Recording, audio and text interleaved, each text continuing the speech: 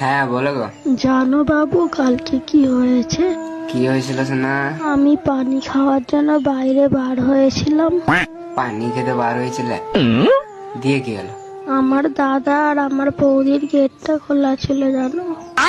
Gate খোলা ছিল তো তোমার কি কি হলো দিয়ে? আমার দাদা আমার বৌদিকে কুকুরের মতো দাঁড়িয়ে দিয়েছে আর পেছন থেকে করছিল জানো। কি করছিল? ওই পক পক করছিল। তারপরে? তারপর আমি দেখে থাকতে পারলাম না, নিয়ে দাদা আর বৌদির শেষ থেকে আমিও নিচে দাঁড়িয়ে দাঁড়িয়ে ওখানে আঙুল করতে লাগলাম। দিয়ে পড়েছিল? বাল পড়েছিল, এত করলাম বললোই মনে হচ্ছিল চাকু মেরে দিয়ে দু ভাগ করে দিবে ওরা। কেন ওগুলা করতে হয়েছে? কেন প্লাস্টিকের বানা পাওয়া যায়, ওটা কিনে নিলে কাজে দিবে।